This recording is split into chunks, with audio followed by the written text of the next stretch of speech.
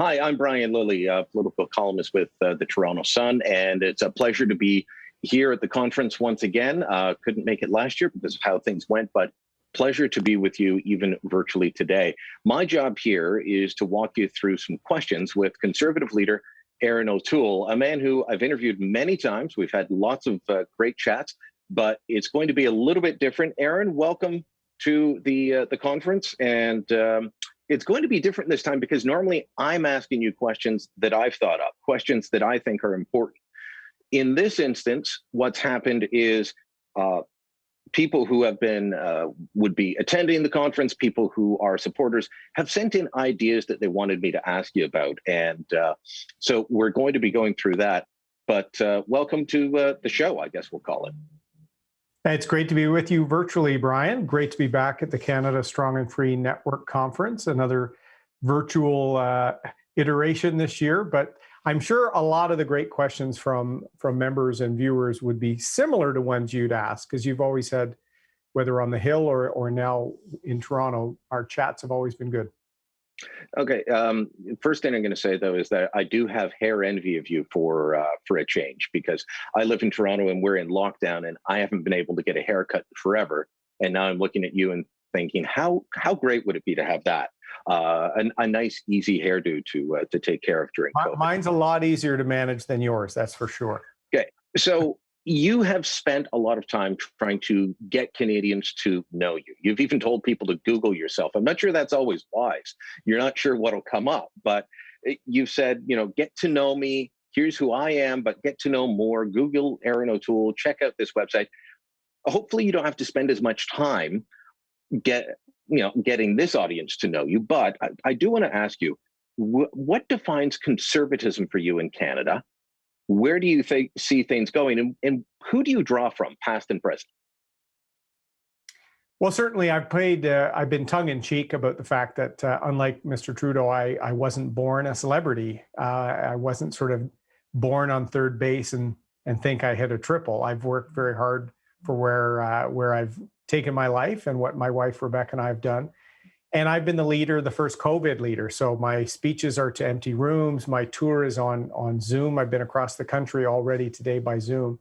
So we're trying to get out in front of people in a way that is introducing the new Conservative leader, talking about some of the issues that we think are important to Canadians, and showing them that there's a government in waiting. If you're tired of being in 50th place on the vaccine rollout, tired of the ethical scandals, tired of it being all about Justin Trudeau and his little pack of cronies, there's an alternative there. Somebody that was the last minister. Where does that alternative come from, though? Where do you draw your inspiration? I see a Sir John A. Macdonald doll or statue behind you. I see a Robert Borden picture. Who is it in conservative thinking that you're drawn to that informs the way you view how politics should be done? Well, and there's Cartier there as well, because you had actually a Quebecer and Sir John A. Macdonald, a blue and a Tory, and that's our history. I'm really proud of that history. The Conservative Party founded the country. We're going to be the one to save it. My own political inspiration, I helped organize the Churchill dinner for about a decade in Toronto, a charitable dinner when I was a lawyer downtown. We honored public service. I'm a Churchillian. I loved his leadership during the darkest days for the United Kingdom. He inspired people, as Kennedy would say years later. He mobilized the English language and put it into a war footing. So I draw a lot of inspiration there. Certainly, I also love Reagan as a conservative person. I think he put a positivity on the conservative policies that he advanced at that time, particularly for the United States, coming out of the slump of the Carter era, and the American hostages, these sort of stuff. That shining beacon on the hill, that inspiring element of his leadership is what I'm trying to build. People are frustrated after Mr. Trudeau, and I think they're going to need not just an opposition that opposes, but something that proposes as well and provides some inspiration, some pride in who we are as a country. I call myself a patriot, which a lot of the folks on the left would say is a bad word. I think Canada's a great country, but we have to make sure that we're always striving to be even better. And I draw some inspiration out of some of those figures. So one of the things that opposition to conservatives will say, liberals, the left will always say, is conservatives just want to slash. And if you look at conservative budgets, that's not true, including the conservative government I'm covering here at Queen's Park. But there is a tendency to say government should do less, or there's certain things government shouldn't do. But when asked, a lot of people just say, well, I'll spend more efficiently. I want to hear from you, not I'll find ways to spend more efficiently. Are there things that the current Trudeau government is doing that they're spending tax dollars on that as a conservative, you would say, you know what, that's just not the role of government. We shouldn't be doing that. Well, let's use the CBC. Mr. Trudeau has given them $600 million more to compete with the private sector, which was already floundering in the digital age, competing against the web giants and seeing the old paper medium. And you've seen this, harder to commoditize that digitally and get the same advertising dollars to cover that content. He's made it tougher. Why is the public broadcaster competing online for web traffic and banner ads? Why should they be competing in television? The Family Feud Canada version is not our culture. So I've said that's an area that I will cut and make some changes. I think the public service elements of radio, which is commercial free, which doesn't compete with the private sector, and French language services, Indigenous language services, that remote coverage, those are in the public good. All the money spent on digital and English television, all this sort of stuff is actually competing with the private sector. I would change it. I think it's time to modernize CBC. So that's one example. During the pandemic, we supported programs to help people, got money out the door, even when we said the Liberals were missing the mark on many of the programs like wage subsidy and others. So we would approve them, fight to fix them. But when they extended the CERB to students, and we've seen hundreds of millions of dollars that were spent on 15-year-olds that were at home and dependents of their parents, that's not an effective use of Canadian taxpayer dollars. So I think there's going to be a lot of ways that we're going to see more accountability on the public finances and pushing for smarter, better delivery of public services and getting the government out of areas where they shouldn't be competing with the private sector. Well, and you did support a lot of that lockdown spending, and both you and the NDP and the Bloc, despite the Liberals' best efforts, put forward ideas to make it better. But we are facing a minimum $382 billion deficit in the budget that will come down April 19th. I'm guessing it'll be bigger. The last budget in 2019, total projected government spending was $355 billion. So we're going to be spending more than double the last budget. How do you find a way to bring that back to balance without scaring people who are worried that, okay, we're in a pandemic and we need these supports, without ruining the economy, but also without taking a decade to do it? Well, you've hit the dilemma on its head. People are worried. People are scared, Brian. We are so far behind. We see the US, UK, and other countries opening up, and we're hitting the third wave, which is going to be the toughest wave because we're not ready, because Justin Trudeau has failed miserably. So anyone that suggests that we could balance the budget in a couple of years or something doesn't understand the budget or the economy. What we're going to do, which is similar to what we did when Prime Minister Harper led the Conservative government. After 2009, the global recession, he had a plan to get back to balance over the course of 5 years because we kept the line low on taxes. In fact, we lowered taxes for small businesses and families and for seniors. And with smaller growth rates, that took a while to make sure you could get back to balance while keeping funds going to healthcare and transfers to the provinces. That's going to be the same approach we take. And we're saying over the course of a decade, get through the emergency crisis of COVID, help some specifically hard-hit sectors like tourism, hospitality, and others that are literally hanging on by a thread now. But if we're not ramping down these large programs in a way that's fair, but a dedicated approach to it, we're going to put at risk our future prosperity. And I think Canadians will have a choice. The Liberals this weekend are basically encouraging more of that with the UBI and more national programs from pharmacare to daycare. Canadians know that that's not affordable. They want to vote for a conservative option that will get people working and get the budget back under control over a period of time that's fair. There is a lot, and I'm glad you mentioned the Liberals talking about UBI and everything under the sun. If that policy convention was determining the budget, it would be triple the last budget, not double. But a question from the audience: how will you directly confront the ideological push behind the World Economic Forum's Great Reset and political proposals to build back better? These are all the buzzwords being used. And then when you say, oh, well, you're endorsing the Great Reset, they say, no, that's a conspiracy theory. It doesn't exist. But here's the webpage, and here's all the language and talking points we use. There is an attempt to do that. So how do you push back at that without having just being labeled by my colleagues in the media as a conspiracy theorist? Well, we're pushing back against that with our own plan, Brian. So at our convention a few weeks ago, I announced the Canada Recovery Plan, the Conservative plan to secure our future after COVID. It's been horrific to watch just how slow and incompetent the Trudeau government has been. So how are we going to lead in the future after lagging so badly over the last year? And we put forward 5 proposals on jobs, on accountability, on mental health, which is a huge area of crisis right now, as well as securing our capacity as a country to respond in the future, including with domestic capacity building. And 5th, the plan to get back to a balanced budget. That's going to be our approach. So we're not only opposing the ideological approach from Mr. Trudeau, the reimagining exercise you're talking about that he refers to building back better. That's what Mr. Trudeau and his small group of advisors think is better. That's going to leave out millions of Canadians in sectors that they just don't support. It's an ideological kind of backwards approach that's actually causing division in this country. So our recovery plan includes everyone.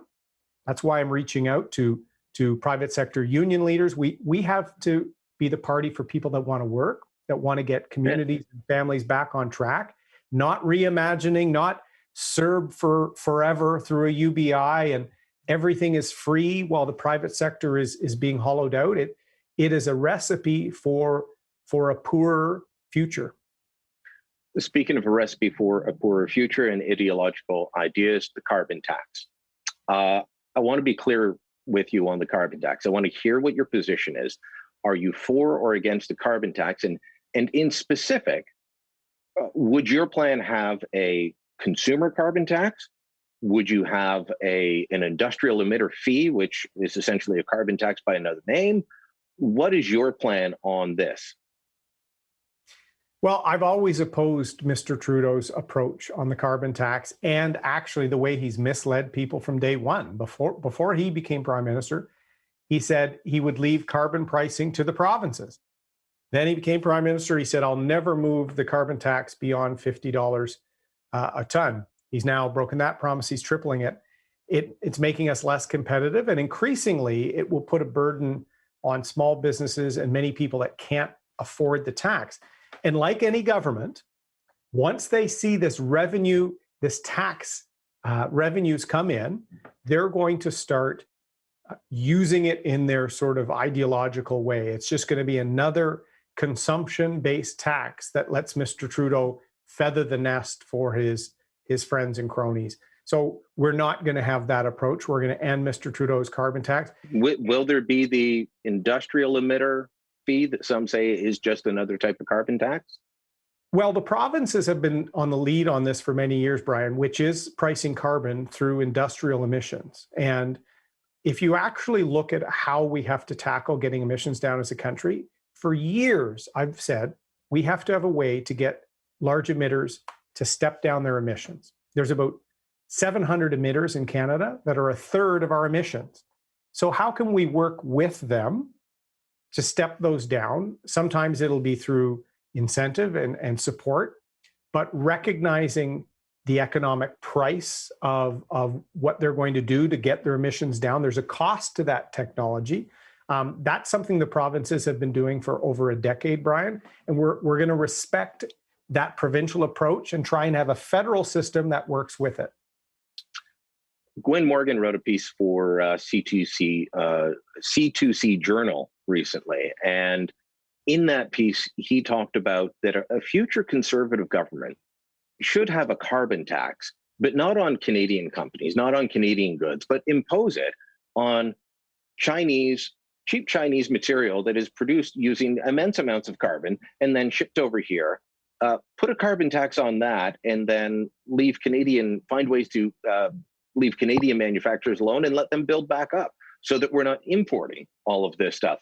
What do you think of an idea like that? Some might call it a tariff, but right now, those goods aren't facing a carbon tax that anything made here would face. Well, I've been talking about that for several years, actually. And if anybody had been watching it closely, I've said we needed to align with the US, particularly on steel and aluminum, going back to the Obama and then through the Trump administration, because of a few reasons. One, the carbon differential. So the aluminum made in Kitimat, BC, or in Saguenay, Quebec, is on average about 7 times less carbon intense than Chinese aluminum. But Mr. Trudeau approved a NAFTA deal that allows transshipped Chinese aluminum into Mexico, which will then not only displace ours, it will make auto parts, because more and more auto parts are being made and cast from aluminum. So we need to treat the communist regime in China differently. They've abused the global rules-based trade system, and we should be working with our allies to readjust that. A carbon tariff or a carbon tax is one part of it, but we also need more self-sufficiency and self-reliance in these industries. So I've been talking about that for some time. I do think, though, we also have to work with domestic emitters and Canadians to say, how can we get our emissions down while keeping our economy strong, while supporting the energy sector? There's a lot of people from his former company that have great ideas. We've been talking to them. So the Conservatives, we're going to have a substantive, serious approach on the environment, on emission reduction. That is not Mr. Trudeau's carbon tax. On the issue of manufacturing, I've been listening to politicians of all stripes for years talk about the knowledge economy, and they seem to forget that that is not going to be for everyone, and that manufacturing is still significant here. Where do you see manufacturing, light or heavy, fitting into Canada's future? It's critical. I talk a lot about growing up in Bowmanville. My father worked at General Motors, and as I'm reaching out to members of unions and private sector labor leaders, that's my own background. I've seen how when we've allowed some areas to be hollowed out, we lose the ability for literally tens of thousands of Canadians to find a place in the workforce. How can we, through training, through competitiveness, through calling out bad trade conduct by other players, how can we make sure we're competitive? We have free trade, but amongst countries that follow the rules, and working class families, if you want to use that term, feeling that they are valued. Mr. Trudeau said in southwestern Ontario years ago that Ontario needed to move past manufacturing. He's against the energy sector. We have no softwood lumber agreement. Ultimately, you start realizing the Liberals don't value the economic contributions of millions of Canadians. And Mr. Trudeau, who's never had to really earn a job on his own his whole life, is suddenly going to be the one who says we're going to build back better according to what he thinks is better. I think we need to see opportunity for Canadians, not a UBI. We need everyone working and no one left behind. That's going to be our mantra. There's going to be one party that stands up for Canadians that want to work and get things done in this country, and all the others that don't stand up for that same approach. Would standing up for people that want to work include stopping rail blockades? They're being organized. We saw them before COVID. And in fact, the pandemic is pretty much all that stopped them from continuing. They're being organized again in British Columbia now. If you saw those rail blockades that were trying to say, we will not let oil and gas be shipped across this country, we will not let propane arrive to heat homes, what would you as Prime Minister do? Well, I said what I would do when I put out the first substantive proposal on this during the blockades, and some of the provinces have actually adopted part of what I recommended, which was declaring pieces of critical public infrastructure, making it a criminal offense to blockade it for political reasons. Anything like a bridge or a rail line, an airport, Brian, those are public pieces of infrastructure that indirectly tens of thousands of people rely on for the well-being of the economy. Because you have a political dispute, we have freedom of speech, we have the freedom of assembly and protest, that's important, but that doesn't allow you to essentially commit sabotage or to take over the infrastructure systems of the country to somehow squeeze out an outcome. So allowing an offense like that would give law enforcement the ability to have more than just trespass or mischief or more minor issues. This would be a thing that we would have to say, if you're going to try and basically sabotage the lifeline of a region from their rail line or their airport or their port or their bridge, that will be a serious criminal matter. Let me use an example, Brian. There were 3 or 4 NDP members of parliament that were supporting all of that shut down Canada and some of the related protests. Who is it hurting? The cement plant in my riding in Bowmanville along the side of the 401 highway almost did layoffs because the rail blockades caught them at capacity and they didn't have the ability to store more product to get it to market. So who are the NDP hurting? Working families. So they're not standing up for unionized working people anymore. They're a protest party. So that's why I'm reaching out. We need more Canadians to see themselves as conservatives in the next election.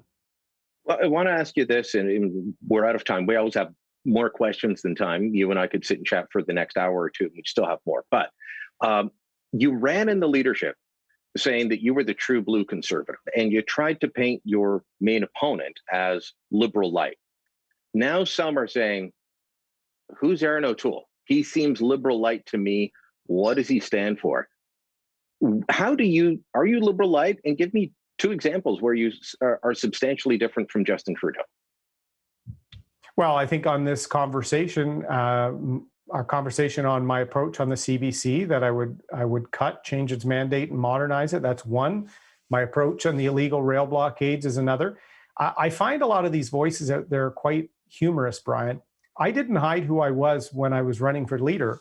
I've always voted in terms of human rights protections for LGBTQ Canadians, for women. I've always compared it to me serving in the military. I've served alongside some exceptional people, and I'm here to support their rights 100% and to make their lives more prosperous. I'm not here to divide. I didn't hide any of that. I inspected and worked in and around pipelines and oil. I'm very, very much a supporter of our energy sector. I'm for a free market. I'm one of the few people in Ottawa that have substantive experience in the private sector before I ran for office.